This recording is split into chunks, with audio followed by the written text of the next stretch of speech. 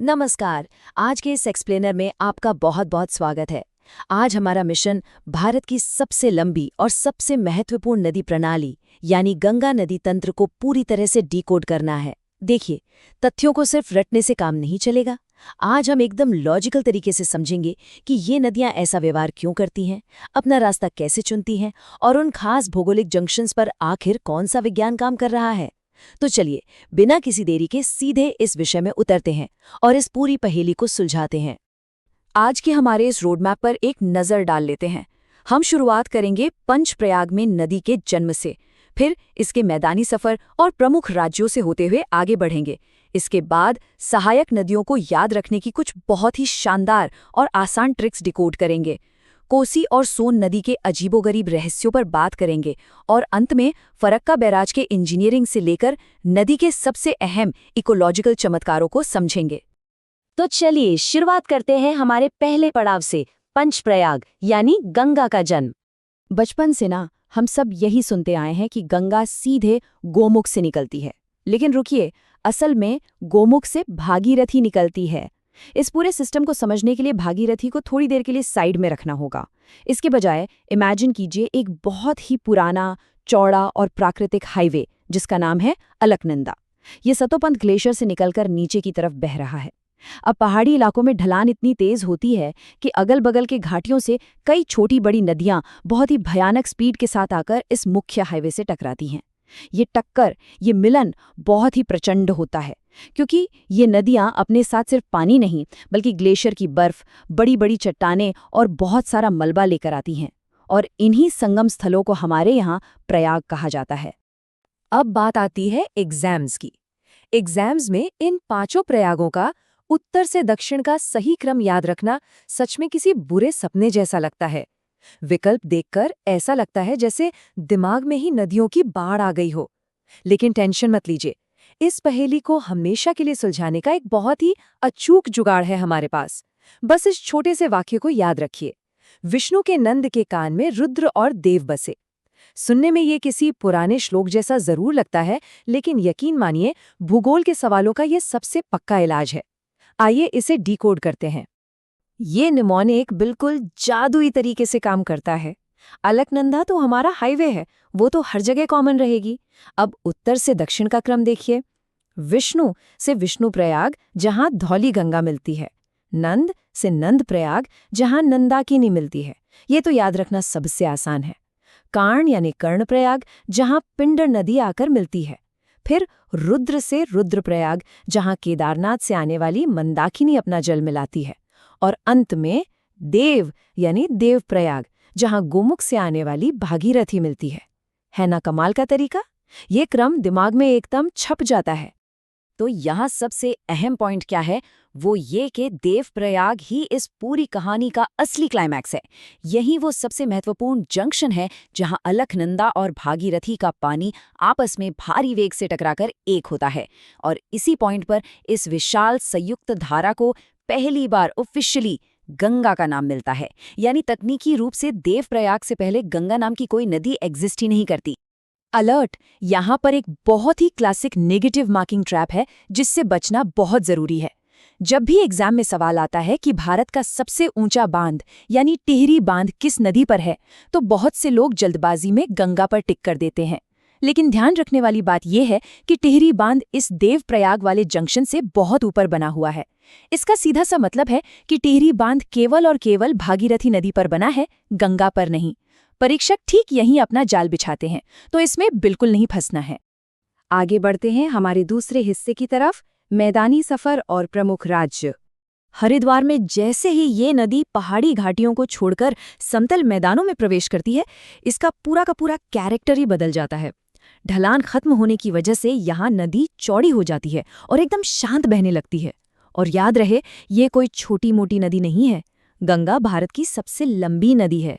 इसकी कुल लंबाई 2525 किलोमीटर है। 25-25 ये एक ऐसा परफेक्ट आंकड़ा है जो इस नदी के विशाल स्केल को बहुत ही खूबसूरती से दर्शाता है। लेकिन हरिद्वार के बाद इसका सफर किन किन राज्यों से होकर गुजरता है? उत्तराखंड, उत्तर प्रदेश, बिहार और पश्चिम बंगाल। ये चार नाम तो सबको याद रहते हैं, लेकिन एग्जामिनर्स की नज़र हमेशा उस एक राज्य पर होती है जिसे अक्सर नज़रअंदाज कर दिया जाता है, और वो है झारखंड। जी हाँ, गंगा झारखंड के साहिबगंज जिले की सीमा को भी छूते हुए बहती है। भौगोलिक रूप से देखा जाए तो ये पूरे 5 राज्यों का सफर है, 4 का नहीं, तो इस ट्रैप को हमेशा याद रखिएगा।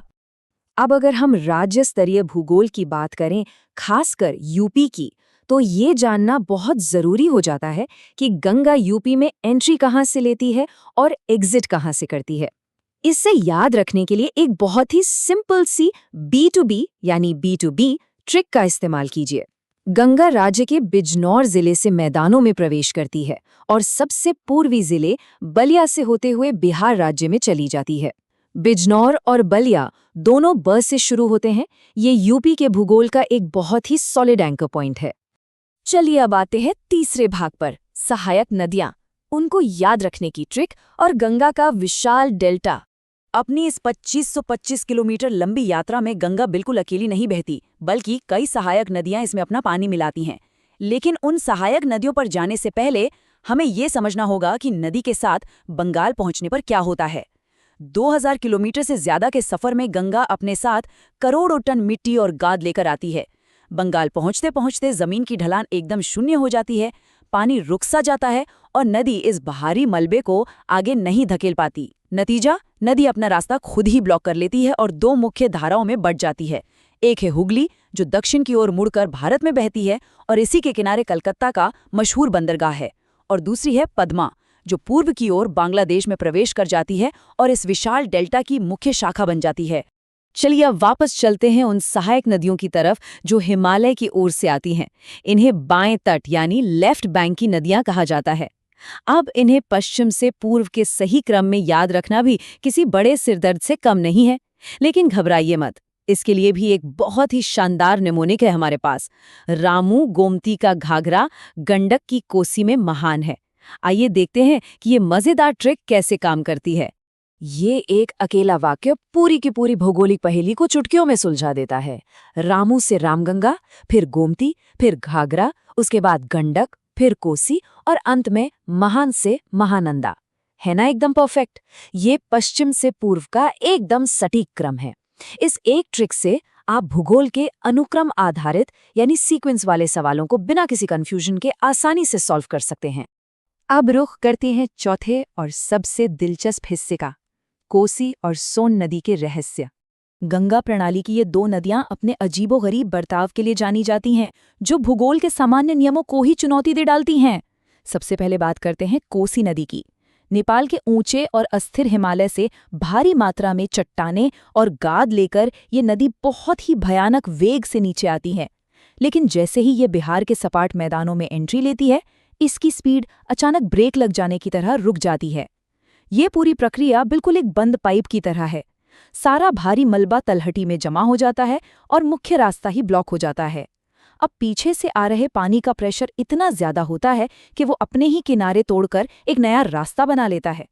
इससे होता यह है कि अचानक उन गांवों में भीषण बाढ़ आ जाती है जहां कल तक कोई नदी थी ही नहीं। अपनी इसी विनाशकारी आदत के कारण इसे बिहार का शोक कहा जाता है। अब अगर हम दाएं तट यानी राइट बैंक की तरफ नजर डालें तो एक बहुत ही रहस्यमयी सवाल सामने आता है। प्रायद्वीपीय पठार का सामान्य ढलान या तो पूर्व की ओर है या पश्चिम की ओर। तो फिर सोचिए, ये सोन नदी मध्य प्रदेश से निकलकर गुरुत्वाकर्षण और जमीन की इस प्राकृतिक ढलान के बिल्कुल विपरीत सीधे उत्तर दिशा में कैसे बह सकती है? पानी आखिर गुरुत्वाकर्षण के खिलाफ कैसे जा सकता है? इस रहस्य का जवाब लाखों साल पुरानी विवर्तनिक हलचलों यानी टेक्टोनिक प्लेट्स के खिसकने में छिपा है। दरअसल जमीन के अंदर एक गहरी दरार या भ्रंश घाटी, जिसे हम रिफ्ट वैली कहते हैं, वो बन गई थी। ये एक ऐसा बड़ा फ्रैक्चर है जिसने उस पूरे इलाके के सामान्य ढलान को ही पलट कर रख दिया। सोन नदी अमरकंटक के पठार से निकलकर इसी फॉल्ट लाइन के बीच से होकर बहती है और ये गहरी दरार ही उसे भौगोलिक ढलान के खिलाफ सीधे उत्तर की ओर बहने पर मजबूर कर देती है, जहां वो आगे जाकर पटना के पास गंगा में मिल जाती है। सच में ये प्रकृति का एक बहुत ही शानदार अपवाद है। अब आते हैं इस एक्सप्लेनर के आखिरी हिस्से पर, फरक्का बैराज और सुंदरबन की पारिस्थितिकी। नदी की इस विशाल यात्रा के बिल्कुल अंतिम चरण में डेल्टा के मुहाने पर इंसान और प्रकृति के बीच का एक बहुत ही जटिल संबंध देखने को मिलता है। अक्सर लोग सोचते हैं कि बैराज तो सिर्फ पानी रोकने या बाढ़ को कंट्रोल करने के लिए बनाए जाते हैं, लेकिन पश्चिम बंगाल में बने फरक्का बैराज का असली मकसद पूरी तरह से भू रणनीतिक और आर्थिक है। जैसा कि हमने पहले देखा था कि हुगली नदी में गाद जमा होने लगती है। अगर वो गाद ऐसे ही जमती रही तो कलकत्ता बंदरगाह तक बड़े जहाज तो पहुंच ही नहीं पाएंगे। इसलिए फरक्का बैराज गंगा के मुख्य प्रवाह से एक्स्ट्रा पानी को कृत्रिम रूप से हुगली नदी की ओर मोड़ देता है। ये डायवर्जन असल में एक बहुत बड़े आर्टिफिशियल फ्लश की तरह काम करता है, जो गाद को तेजी से बहाकर समुद्र में ले जाता है ताकि हमारा बंदरगाह जीवित रहे। इंसानी अर्थव्यवस्था और प्राकृतिक प्रवाह का ये कनेक्शन सच में हैरान करने वाला है। अब यहाँ से थोड़ा आगे बढ़ते हुए सुंदरबन डेल्टा की अद्भुत बायोडाइवर्सिटी के बीच हमें एक बहुत ही खास साइंटिफिक टर्म समझना होगा, बायो इंडिकेटर। आसान भाषा में समझे तो ये एक ऐसा जीव है जिसकी सिर्फ मौजूदगी ही हमें बता देती है कि हमारा पर्यावरण कितना स्वस्थ है। अगर वो जीव वहाँ मजे से रह रहा है, मतलब सब कुछ बिल्कुल ठीक है। लेकिन अगर वो गायब होने लगे तो बिना किसी महंगे लैब टेस्ट के ये साफ हो जाता है कि पूरा इकोसिस्टम खतरे में है। और हमारे इस गंगा प्रणाली का सबसे बड़ा और सबसे महत्वपूर्ण बायो इंडिकेटर है गंगा डॉल्फिन, जो कि भारत का राष्ट्रीय जलीय जीव भी है। आपको जानकर हैरानी होगी कि ये पूरी तरह से अंधी होती है और नदी के मटमैले पानी में अल्ट्रासाउंड तरंगों यानी एकोलोकेशन का इस्तेमाल करके अपना शिकार करती है।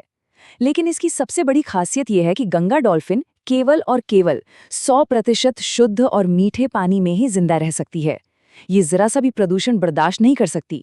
इसलिए अगर ये डॉल्फिन नदी में खुशी से तैर रही है तो इसका सीधा सा मतलब है कि पानी एकदम साफ है। ये डॉल्फिन नदी के लिए सच में एक जीती जागती लेबोरेटरी टेस्ट की तरह काम करती है। और अंततः ये सब हमें एक बहुत ही गंभीर और विचारणीय बिंदु पर लाकर खड़ा कर देता है। सोचिए, अगर नदी में प्रदूषण का स्तर यूं ही बढ़ता रहा और गंगा डॉल्फिन जैसी बायो इंडिकेटर प्रजाति गायब होने लगी, तो ये केवल एक जीव की मौत नहीं होगी, ये इस बात का सीधा प्राकृतिक प्रमाण होगा कि पूरी की पूरी नदी तकनीकी रूप से मर रही है। इस सवाल पर जरा गहराई से विचार कीजिएगा। अगर ये पारिस्थितिकी तंत्र नष्ट हो जाता है तो उन करोड़ों लोगों और जीवों के भविष्य का क्या होगा, जिनकी पूरी जीवन रेखा, जिनका पूरा अस्तित्व ही इसी जल प्रणाली पर टिका है।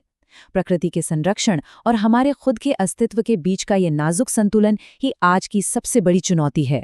आज के इस एक्सप्लेनर में हमारे साथ जुड़ने के लिए बहुत बहुत धन्यवाद। उम्मीद है इस चर्चा से आपको गंगा नदी तंत्र को एक नए और तार्किक नजरिए से समझने में मदद मिली होगी।